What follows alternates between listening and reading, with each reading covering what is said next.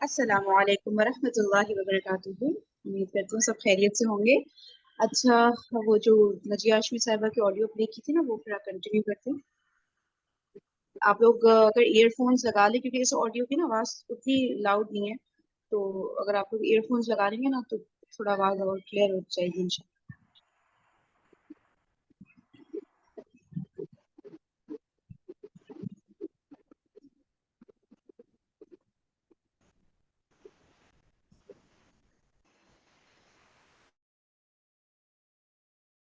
का मामला है या जिनके साथ दुश्मनी है उनको दे देता है, तो फिर अल्लाह ताला ने यहाँ पे क्या फरमाया है कि वो सीधी राह से भटक गया, फकत दल्ला सवा सबील। तो फिर ऐसा इंसान, उलमा इसके बारे में कहते हैं कि वो काफिर हो गया, क्योंकि जो उनके साथ मिल गया, जिसने उनके साथ जाके अपने हलीफ उनको बना लिया, उनको दोस्त बना लिया। अच्छा, ये जो रोजा खाक जिसकी बात हो रही नहीं है, मदीना से तकरीबन 18 किलोमीटर पे है, यानी अभी वो बहुत आगे नहीं गई थी, अभी शुरू में ही थी कि अल्लाह ताला ने अपने नबी को वही के जरिए इस औरत के बारे में बता दिया था। तो ये भी बात समझ आ गई ना कि देखें, जो ऐसा काम कोई करे तो उसकी अल्लाह के यहाँ फिर क्या पोजीशन होती है।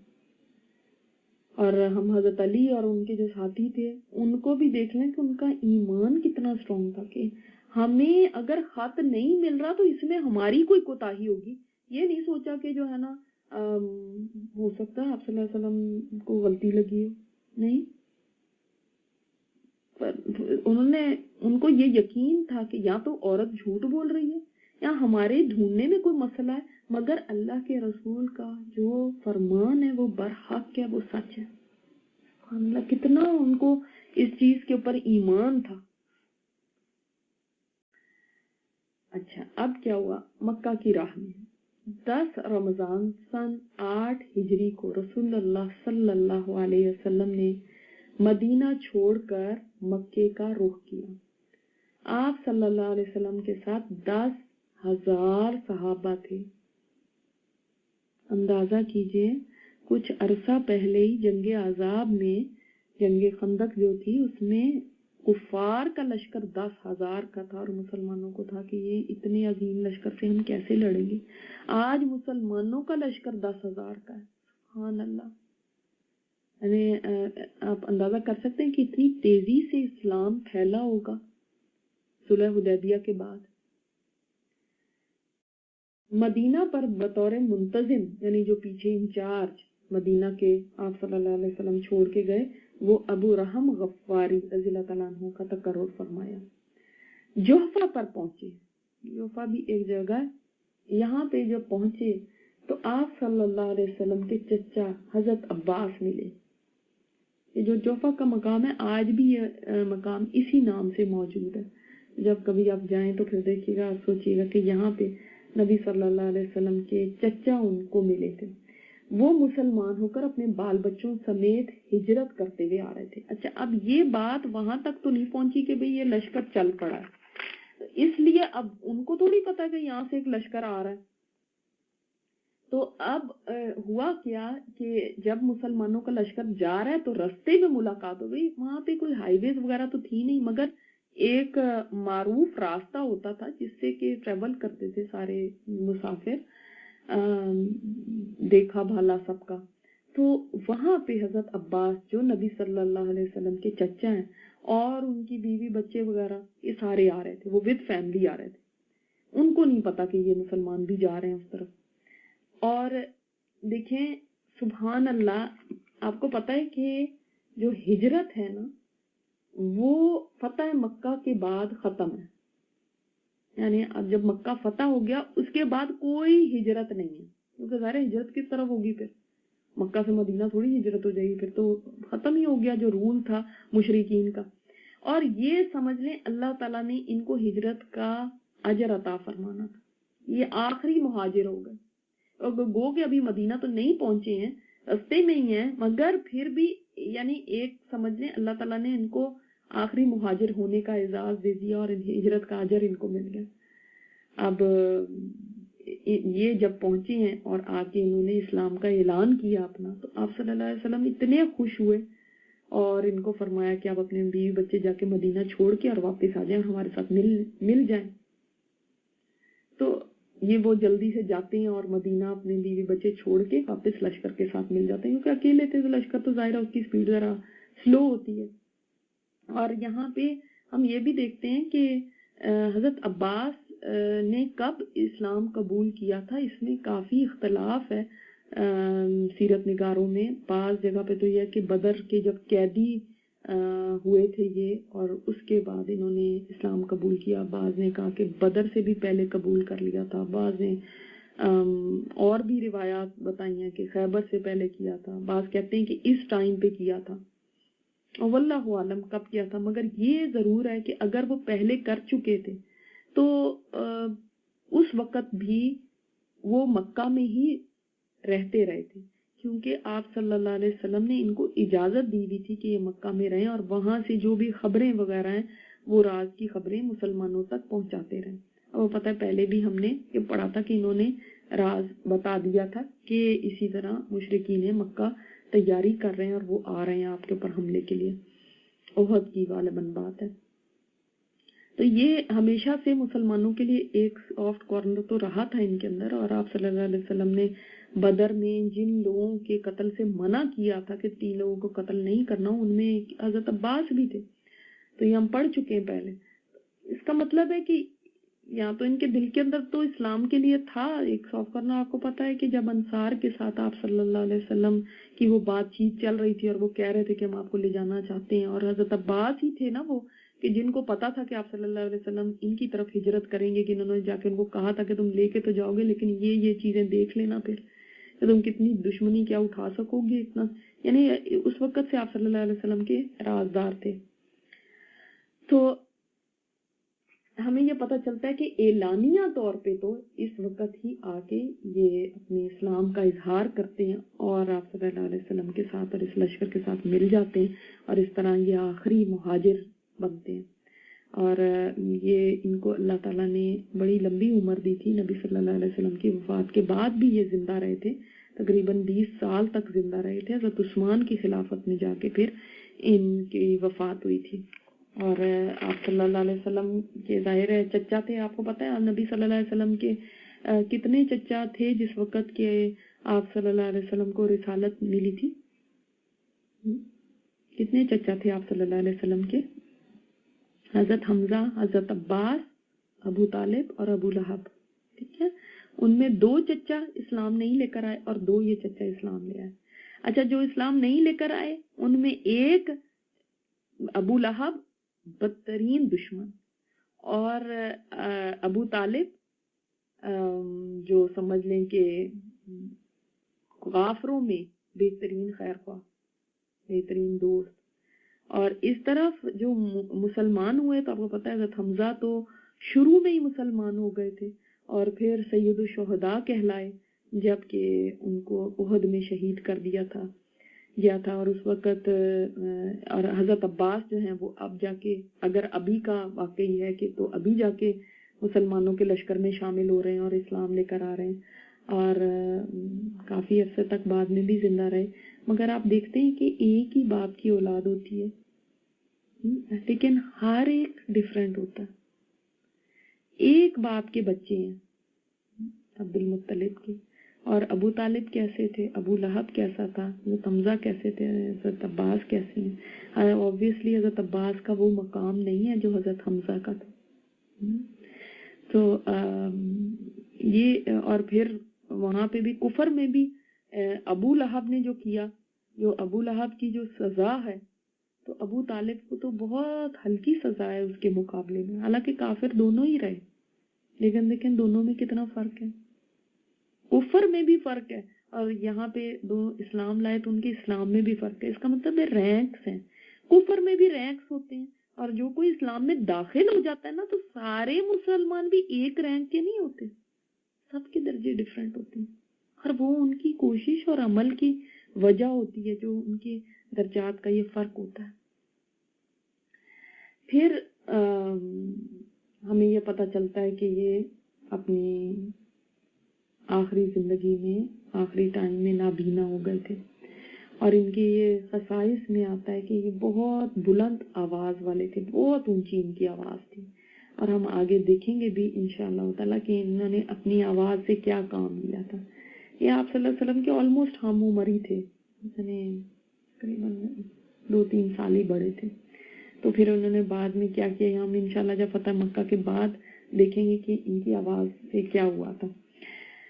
अच्छा, फिर उसके बाद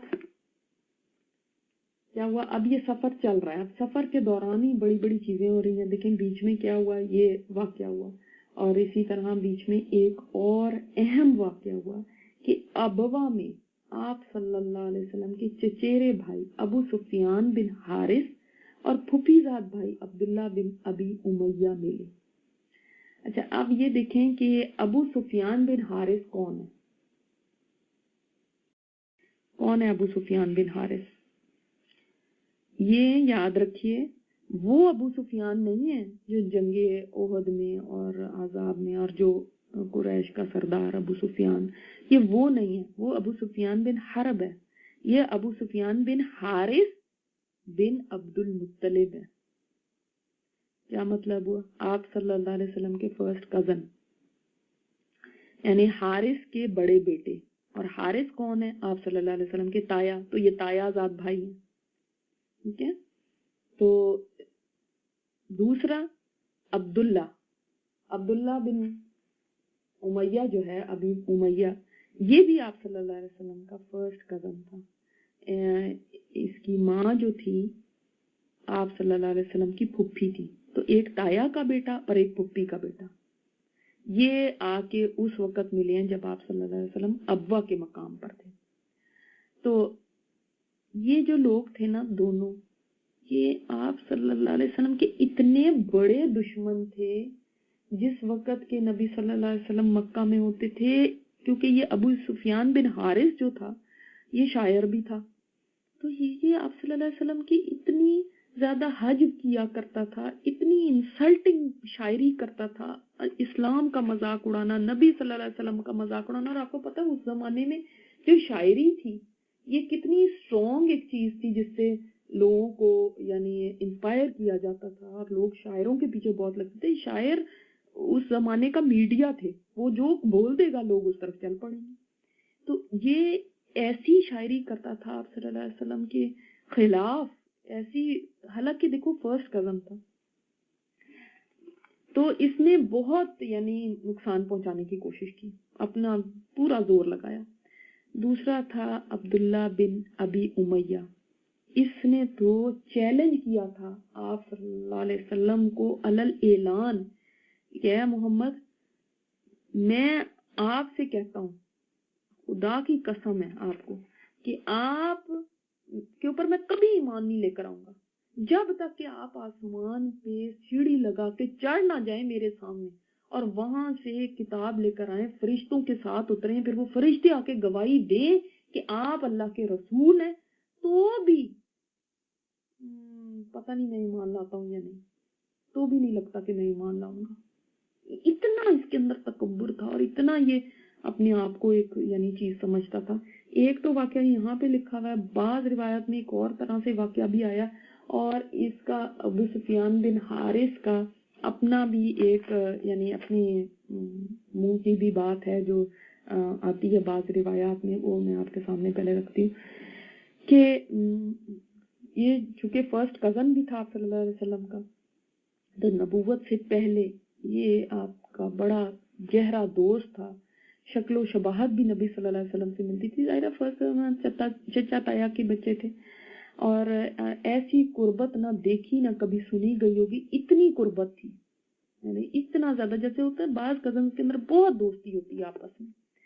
लेकिन जब आप सल्लल्लाहु अलैहि वसल्लम ने ये दीन की दावत पेश की तो इसके दिल में इतना कीना और बुग़्ज़ था, भड़क उठा। और अक्सर ये कीना ना अपने करीबी वाले होते हैं जिनके अंदर भड़क उठता है, जो करीबी फ्रेंड्स हो, जो करीबी जो साथ के हो, उनको ये लगता है कि ये कहाँ पहुंच गया और हम इधर रह गए और इसको इतना बड़ा स्टेटस मिल गया, वो उनसे हजम नहीं होती बात। तो इसने आप सल्लल्लाहु अलैहि वसल्लम के मुकाबले में आने का समझ लें तहिया कर लिया था, और यानी कोई मौका हाथ से नहीं जाने देता था। जलती पे तेल डालने वाला काम होता है ना, वो करता था। और जब कभी कुरैश मुसलमानों को अजियत देने में कुछ करते थे तो ये बढ़ चढ़ के हिस्सा लेता था। अल्लाह अकबर, बहुत बेहुदा किस्म के इसने शेर भी गए थे। तो इसने ये जो पिछले यानी तकरीबन 20 साल थे ना, इसने दुश्मनी में कोई कमी नहीं छोड़ी, हर हरबा इसने इस्तेमाल किया। अब क्या हुआ कि जब ये फतह मक्का से थोड़ा अरसा पहले ही, और इसको ये पता तो चल गया था कि ये जो सारा कुछ हो रहा है, तो इसके बाद जाहिर है इस्लाम ही आना है। और कहा जाता है कि इसको फतह मक्का से थोड़ा अरसा पहले ही इसकी तरफ कोई खत लिखा गया और इसने इस्लाम कबूल करने की दावत दी गई।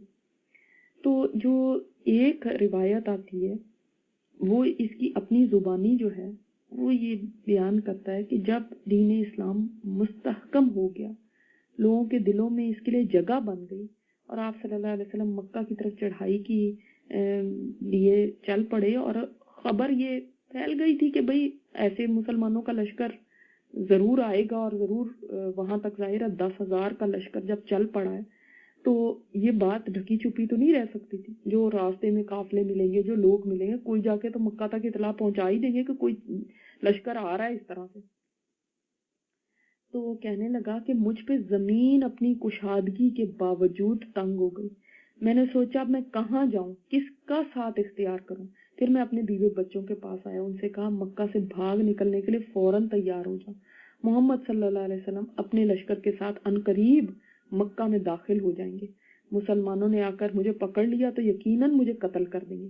तो घर वालों ने मेरी बात पर गौर किया और कहा कि क्या आप नहीं देख रहे कि अरबो अजम ने मोहम्मद की सल्लल्लाहु अलैहि वसल्लम की इताअत कबूल कर ली है और उनके दीन को कबूल कर लिया। एक आप ही हैं जो अपनी जिद और हठधर्मी पे डटे हुए। हालांकि नबूवत से पहले वही आपके सबसे ज्यादा गमगुसार थे और मुआविन थे। तो वो घर वाले रगबत दिलाते रहे, यहाँ तक के कहते हैं कि इस्लाम के लिए मेरा सीना खुल गया। मैं वहां से उठा, अपने गुलाम से कहा मेरी ऊँटनी और घोड़ा तैयार कर दो। मैंने अपने बेटे जाफर को हमरा लिया, वो छोटे बच्चे थे, और हम तेज रफ्तारी से अब्वा बस्ती की तरफ चल पड़े। ये बस्ती मक्का और मदीना के दरमियान वाक़ थी। मुझे यह बताया गया कि आप सल्लल्लाहु अलैहि वसल्लम ने इसी बस्ती में पड़ाव किया हुआ। जब मैं बस्ती के करीब पहुंचा तो मैंने अपना भेष बदल लिया ताकि कोई मुझे पहचान ना सके। मेरे जी में आया कि अगर किसी ने पहचान लिया तो मैं रसूलुल्लाह सल्लल्लाहु अलैहि वसल्लम के पास पहुंचने से पहले ही कत्ल कर दी जाऊंगा। अंदाजा करें इससे कि इसका स्टेटस क्या था। अभी अब्वा बस्ती 1 मील दूर थी कि मैंने पैदल चलना शुरू कर दिया। मुसलमानों के काफिले मक्का की जानिब रवां दवां थे। मैंने इनसे डरते हुए रास्ता बदल लिया, मवादा कोई मुझे पहचान ना ले। अब अचानक मैं क्या देखता हूँ कि रसूल सल्लल्लाहु अलैहि वसल्लम सामने से अपनी सवारी पर नमूदार हुए। तो मैं दौड़ के आपके सामने जाकर खड़ा हो गया। चेहरे से नकाब उठाया, आपने देखते ही मुझे पहचान लिया, लेकिन आपने नजरें फेर ली और चेहरा मुबारक दूसरी तरफ कर लिया। मैं भी पहलू बदल के दोबारा आपके सामने आ खड़ा हुआ, आपने फिर रुख बदल लिया, और ये अमल कई दफा हुआ। अब ये भी आता है कि इसके बाद जो ये और इनके कजन ही हुए ना, वो अब्दुल्ला बिन उमैया, ये और ये दोनों जो थे, अब्दुल्ला जो थे वो उम्मे सलमा रजी अल्लाह तआला अन्हा जो आप सल्लल्लाहु अलैहि वसल्लम की अजवाज में से हैं, उनके सुतेले भाई भी हैं। ठीक है, अब्दुल्ला बिन उमैया। अच्छा, अब ये अब्दुल्ला बिन उमैया और अबू सुफियान बिन हारिस ये गए हैं उम्मे सलमा के पास और उनसे कहा कि आप हमारी सिफारिश करें, आप सल्लल्लाहु अलैहि वसल्लम के पास जाके और यानी उनसे को मनाने की कोशिश करें। अब हजरत उम्मे सलमा को तरस आ गया और वो गई आप सल्लल्लाहु अलैहि वसल्लम के पास कि या रसूलल्लाह, आपके फलां फलां ये कजन जो हैं, ये फूफीजाद और चचाजाद, ये आपके आए हुए हैं, तो आप इनके लिए कुछ करें।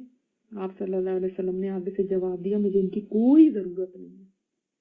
अब आप ये देखें, शायद आपको ये बात अजीब लग रही हो कि आप सल्लल्लाहु अलैहि वसल्लम ने ये कैसे फरमा दिया, क्योंकि आप सल्लल्लाहु अलैहि वसल्लम ने तो इनसे भी बड़े दुश्मनों को माफ किया था। आप आगे देखेंगे कि वाशी को माफ कर दिया, आप आगे देखेंगे कि और कितने बड़े बड़े दुश्मन थे जिनको माफ किया। इससे पहले भी कितने लोगों को माफ किया, इनको माफ कर दिया, कितने लोगों को माफ किया। लेकिन इनके साथ ऐसे क्यों किया कि मुझे इनकी कोई जरूरत नहीं है।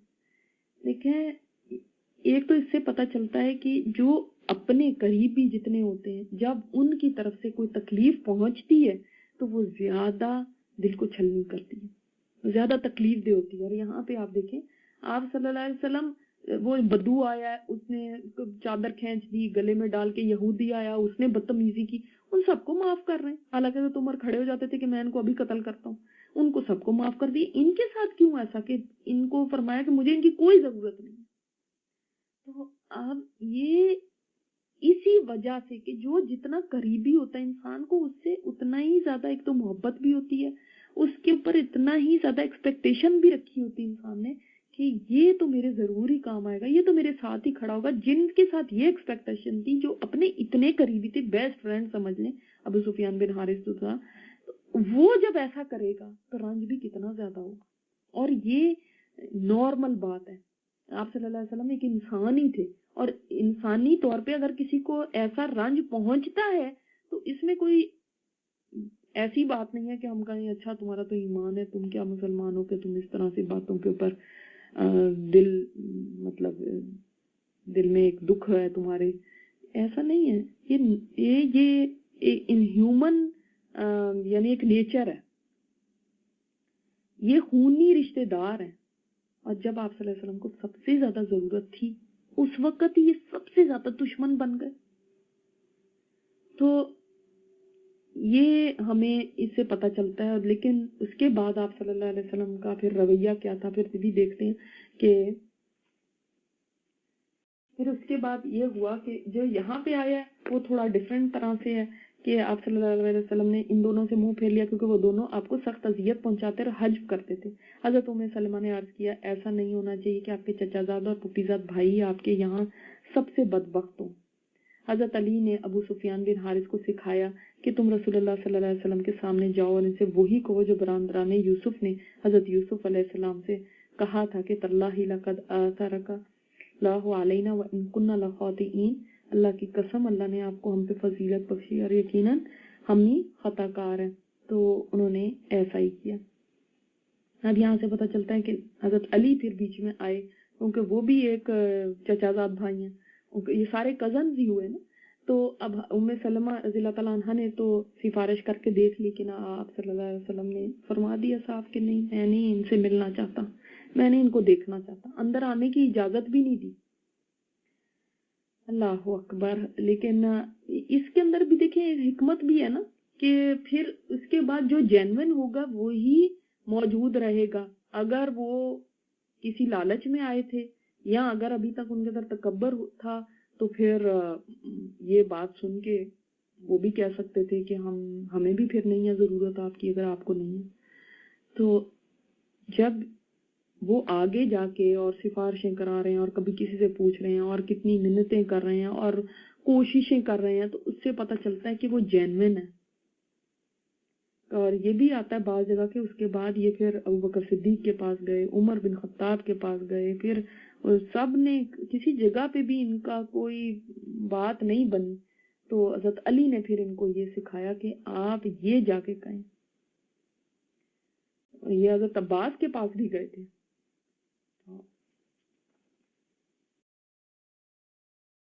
फिर आता है, ये खुद ही फरमाते हैं कि जब रसूलुल्लाह सल्लल्लाहु अलैहि वसल्लम जुहफा पे पहुंचे तो खैमे नस्ब कर दिए गए, आप अपने खैमे में दाखिल हुए। मैं इंतहाई आजी और इनकसारी के साथ बाहर खैमे की दहलीज पर बैठ गया।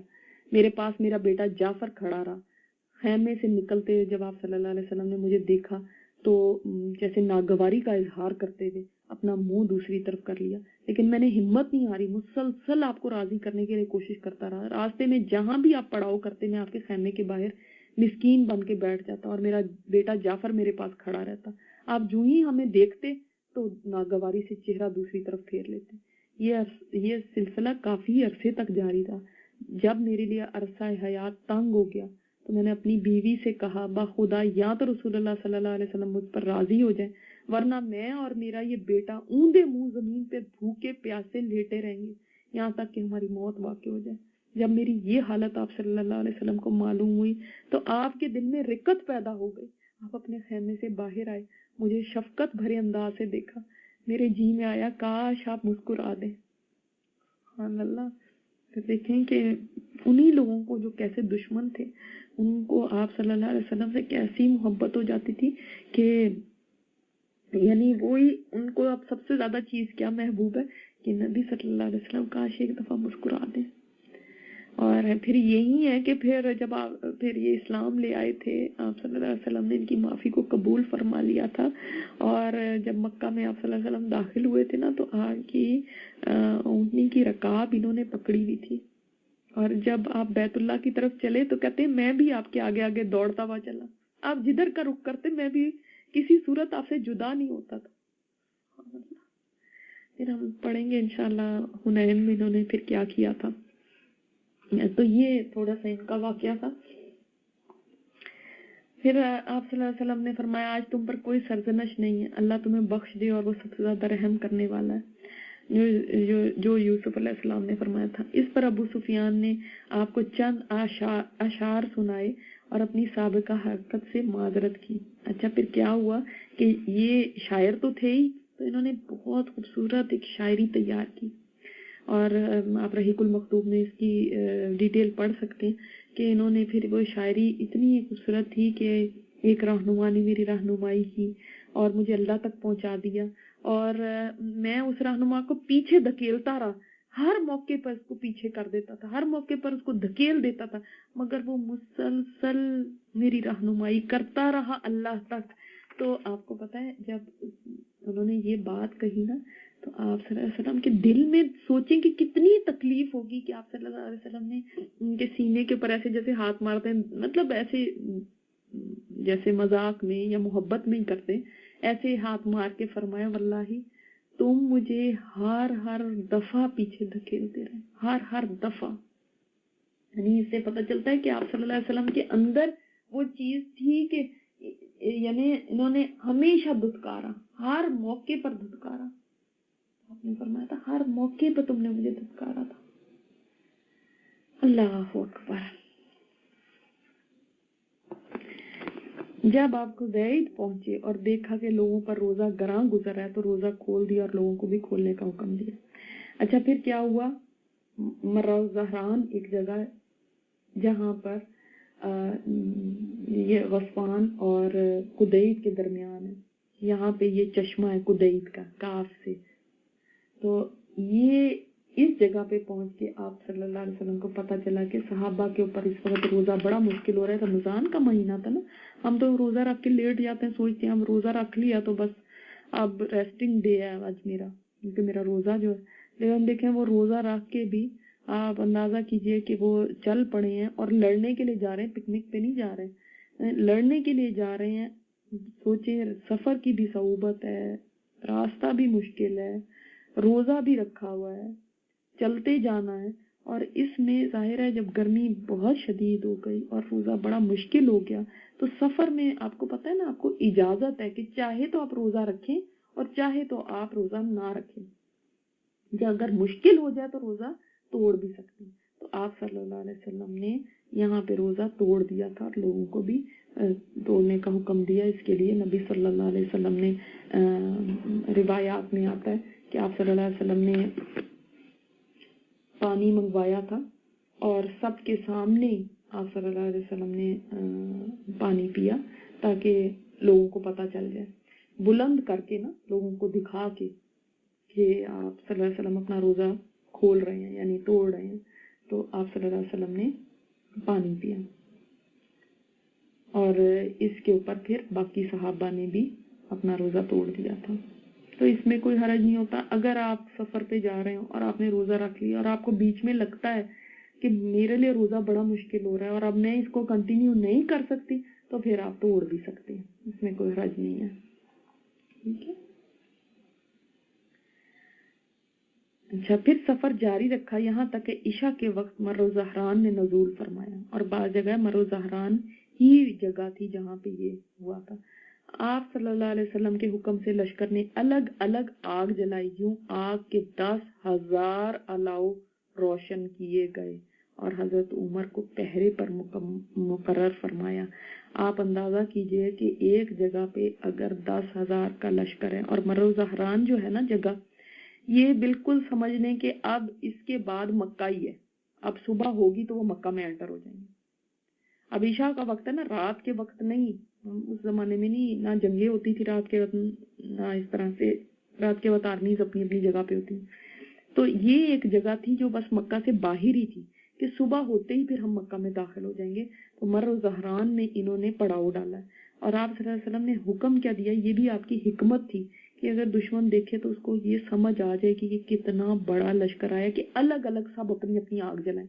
آپ سوچیں کہ اندھیرے میں دور الگ الگ 10,000 آگے نظر آ رہی ہیں جلی ہوئی، تو دشمن پہ کتنا روب پڑے گا کہ یہ کتنے زیادہ لوگ مل کے آ گئے. اور مکہ کی آبادی تو اب ایسی تھوڑی تھی جیسی اس وقت تھی جب آپ صلی اللہ علیہ وسلم گئے تھے. کتنے سارے لوگ ہجرت کر کے چلے گئے ہوئے تھے، کتنے سارے لوگ مسلمان ہو چکے ہوئے تھے، کتنے سارے لوگ مارے جا چکے تھے. اس زمانے میں کوئی ایسا تو ہوتا نہیں تھا ایک ملکوں سے دوسرے ملکوں میں جو لوگ جا کے بسنا شروع کر دیں. تو وہی لوگ تھے جو وہاں کے تھے. اتنے تھوڑے سے عرصے کے اندر ہی کتنے لوگ مر چکے تھے ان کے، اور کتنے لوگ اسلام لا چکے تھے اور جا بھی چکے تھے. آبادی آلریڈی کم ہو چکی تھی. اب وہ دیکھیں گے اگر کہ 10,000 کا لشکر آ گیا تو ان کے خود ہی دل میں یہ بات پیدا ہوگی نا کہ ہم اس کا کیسے مقابلہ کریں گے.